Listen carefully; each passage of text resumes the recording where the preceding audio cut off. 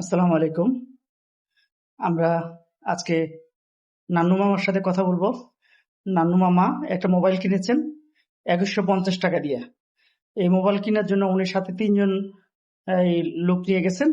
তাদেরকে বিনিময়ে 1500 টাকা খাওয়াইতে হয়েছে।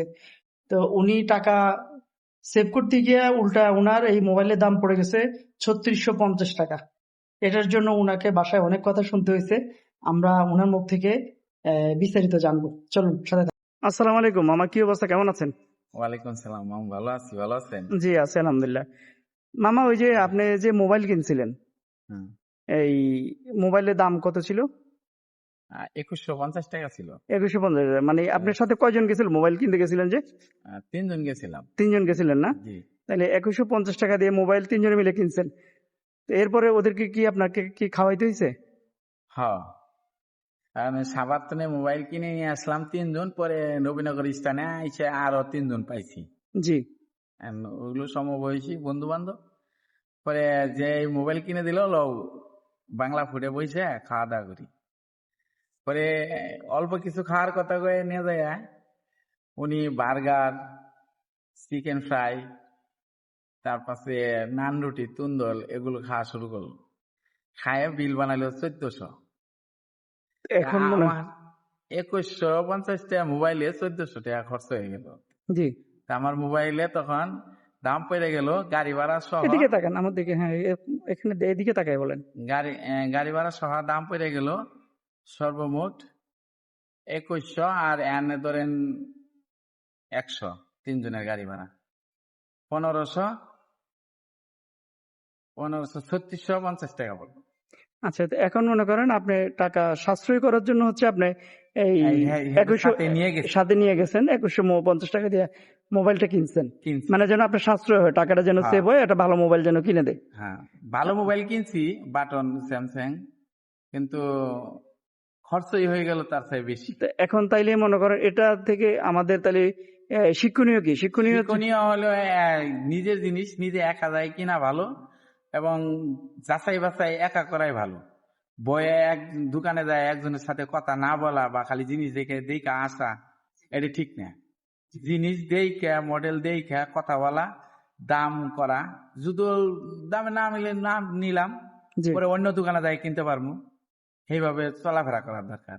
এই 2 জন 3 জন যায় কিনা তার পিছনে মোবাইলের সমান টাকা খরচ করে আসা, এটা ঠিক না।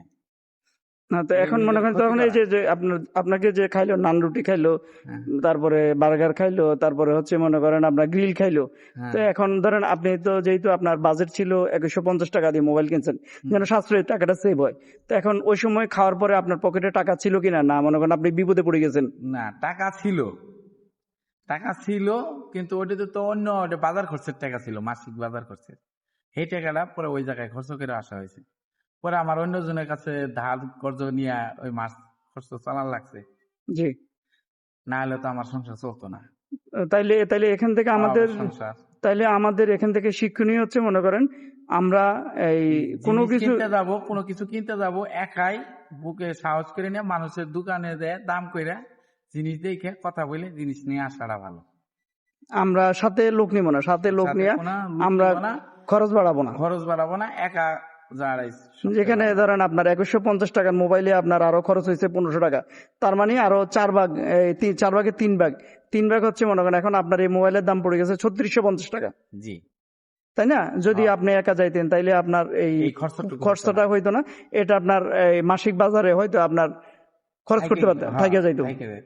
এই টাকাটা যেহেতু ওদিকে খরচ হয়ে গেছে, এই জন্য আপনাকে হয়তো লোন করে ধার করে নিয়ে চলা লাগছে, ওটা একটা ঋণ হয়ে গেল।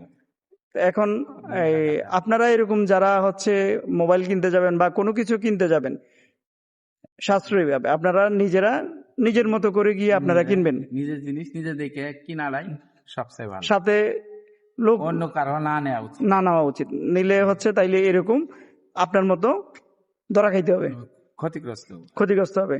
তা আপনারা যেন ক্ষতিগ্রস্ত না হন, এটা শিক্ষণীয় পোস্ট। আমাদের আপনার পুরো নাম? মোহাম্মদ নান্নু মিয়া।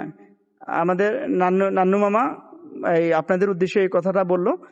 আপনারা নিজেরা চিন্তা করে দেখবেন যে আসলে কথাটা উনি যেটা বলছেন এটা যুক্তিসঙ্গত, ন্যায়সঙ্গত, যে আপনারা আপনাদের নিজের জিনিস যাচাই বাছাই করে নিজেরা চিন্তা ভাবনা করে করবেন। আপনি কিছু বলেন, আমার আর কিছু বলার নাই তো। মানে সবার উদ্দেশ্যে কিছু বলেন। এখন সবাই যে যে জিনিস কিনতে যাবে তার স্থিতিশীল হে নিজেই দায়িত্ব নিয়ে কিনাটাই সবচেয়ে বেটার। আর এটা যে বাসায় আপনাকে কিছু বলে নাই যে এই বাসায় তো বলবেই, বলে 1500 টাকা অতিরিক্ত খরচ করছেন, তুমি এত টাকা নিয়ে গেলা, এই কয়টা মোবাইল কিনলা, আর বাদ বাকি টাকা কি করলা? তখন তো হ্যাঁ কাছে জবাবদিহি হয়ে যায়। জবাবদিহির কারণে তখন কথাবার্তা কিছু শুনতে হয়। তো ভাবি আপনাকে কিছু বলে নাই যে মনে করেন বা আপনার গালমন্দ করছে, বাটপার, এক কথা কয় আর এক কাজ করে আহে, তো আপনার হে কথাতে মিছা কথা কয়, আপনার দাঁড়িয়ে রাখলে কি হয়, মিছা কথা বেশি কয়। আপনার খাওয়া দাওয়া বন্ধ করে দেয়নি তো আবার? না, খাওয়া দাওয়া বন্ধ করে দেয় নাই, হয়তো গালমন্দ পারছে কিছু। ভাবি কি আপনি ভয় পান না? ভয় তো সবাই পায়, ভয় আবার কে না পায়। হয়তো থানার যে ওসি, জি হেও তো বইয়ের কাছে যায় নত, কিন্তু থানায় থাকলে তো খুব গরম দেয়। জি। এত এই ধরনের কাজ কারবার করলে তাইলে তাইলে তাইলে আপনি জিনাদেরকে নিয়ে গেছেন, উনাদের কারণে হচ্ছে এখন আপনাকে ভাবির কাছে গালমন্দ শুনতে হয়েছে, আপনাকে হচ্ছে চিটার বাটপার বলছে ভাবি, যে এই টাকাটা বন্ধু বান্ধব যাদেরকে নিয়ে গেছেন ওদেরকে খাওয়ানোর কারণে আপনাকে এতগুলা কথা শুনতে হয়েছে। দরকার হলে বাসার লোকজন নিয়ে যাবেন, নিয়ে গিয়ে আপনারা কিনবেন, এতে করে বাসার লোকজনও খুশি থাকবে, নিজেও খুশি। তো ঠিক আছে, তাইলে নান্নু মামা ধন্যবাদ। ওয়ালাইকুম আসসালাম, ভালো থাকবেন।